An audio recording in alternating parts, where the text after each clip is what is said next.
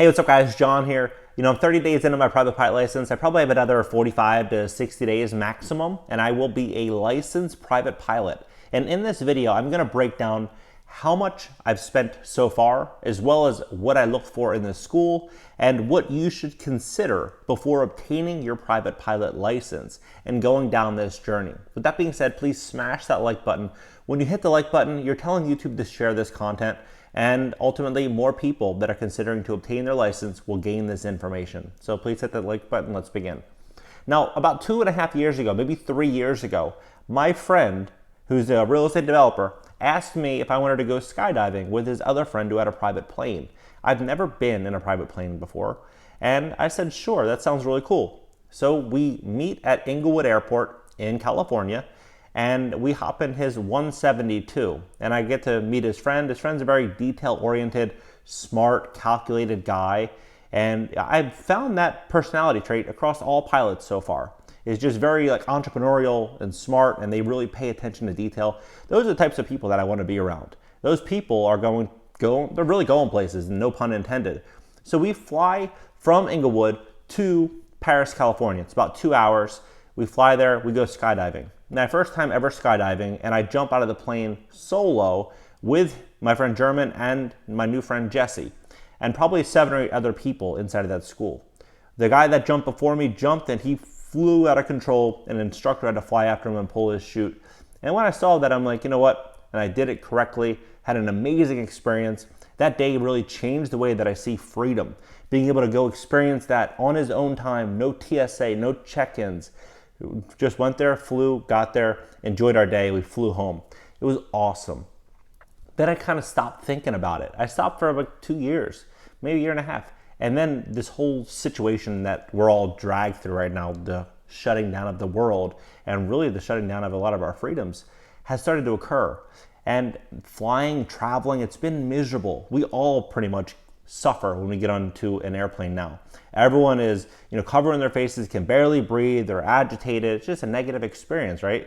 So I'm talking to my wife, and now I have a 17-month-old baby, and we're like, what are we gonna do? In 5 months, he's gonna be forced to barely be able to breathe on a flight. And he's just a little infant. That seems really like something I'm not gonna be interested in doing. And now my wife is pregnant again. So what are we gonna do? We have no alternative. So I'm looking at this and I'm saying, you know what? I could obtain my private pilot license. I can go down there and I can see the benefits of having both. If I have my private pilot license, I'll A, be able to get around smarter people, and B, have full control of my own time.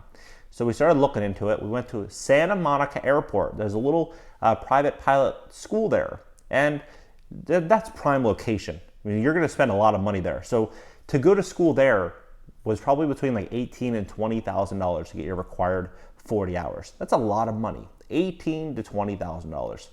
But the school that I chose, start to finish, your 40 hours is gonna be about $9,800.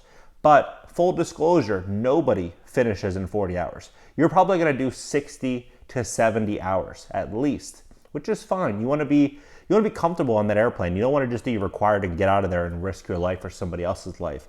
So with that considered, my schooling, I believe, is gonna be probably somewhere between $14,000 and $15,000 for the school. That's fine. $400 for the actual test, so you can take the course online. That's fine for me. And then probably about $1,100 to get a good headset, one that's comfortable on your ears. If you rent one from the school, it may be very uncomfortable. These headsets are beat up. You want to have nice equipment so you can, focus and have a really good experience rather than, trying to cheap out. The headphones at the school, you probably spend $5 a day every time you rent them.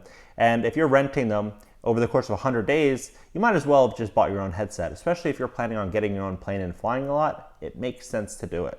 So with the instructor that I was planning on getting, one thing was really important to me, someone that I can communicate with, someone that I can have a real conversation with, and that I'm not afraid to, sound stupid. Because whenever we're learning something new, I think the dumbest thing you can do is be afraid to ask a question. And what I found at a lot of flight schools is sometimes the instructor, they're like know-it-alls. It's hard to communicate with some of them.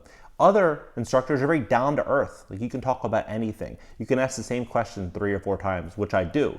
Sometimes I'll forget. If you're learning a couple hundred things in a day, it's very easy to forget a couple things. So with the instructor that I chose, he's down to earth, he's young, he's kind of like in my age group. He wants to be a commercial pilot. So he is winning because, yeah, he makes a little bit of money off of teaching me, but he also is getting his hours, his required hours, so he can be a commercial pilot and fly for the big airlines. So I'm getting to really connect with him, and he's teaching me a lot. So someone that you can connect with, someone that you can ask questions with, someone that you can get their phone number and you can text them if you have a question. This is all really important to me. So I chose him not just because the price is pretty low and it's close to me, but just because the instructor seemed, on my wavelength.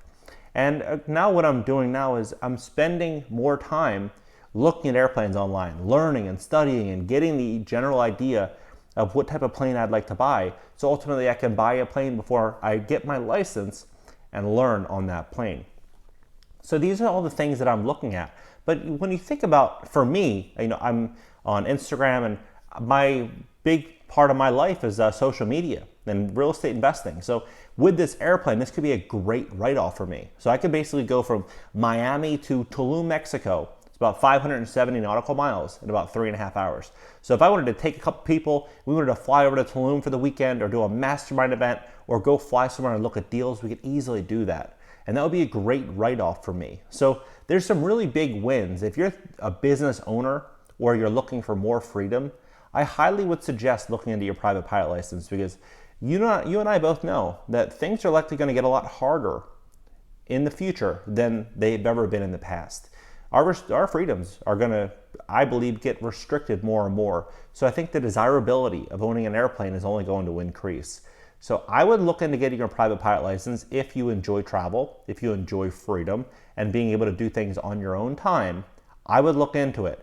A lot of people, I think, get discouraged early on by thinking, there's a big time commitment, which it is. It's a big time commitment. It's too expensive, and I'm not going to go out there and buy a plane. I can't afford it.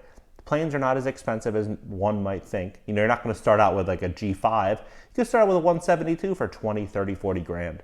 It's like a used car in terms of cost, and you can grow and grow and grow. That's my goal. I'm not going to start out with something way out of my price range, but maybe I'll start out with something for 200,000, which is in my price range. And then hopefully if business continues going in the direction that it's going, in 5 years I can get the plane that I really want. But over that period, I'm just simply building out a sphere of influence. I'm getting around smart people and learning. Who knows, maybe some of these people could be people that invest with me, or I could invest with them, or maybe they teach me something that I never otherwise would have known. That's what I've realized a lot over the last 5-6 years as I climb the the ladder of life. Getting around smarter people has helped me do that a lot. They've made me see things much, much bigger than I would have never been able to do it otherwise, because I come from a lower middle class background. So for me, people working and making $50,000 or $60,000 a year as a child is success. But now the people that I'm getting around, them making $150,000, $200,000 a month is like a mediocre month. So getting around the right people. So with me, the pilot license, that is helping me do it, and helping me see things for what could be. And I think that it's a step in the right direction. So I highly suggest getting your private pilot license. Again, I'm only 10 hours in, or now maybe 12 and a half hours in. I have a little ways to go, but another 2 months, I'll have a lot more to teach you guys, to share both pros and cons, and give you guys an education that I wish I would have had prior to stepping into this. So this is what I've learned so far. I hope you enjoy. Please smash that like button. Again, when you hit the like button, it really helps this channel and this video grow. And I'll see you guys in the next video.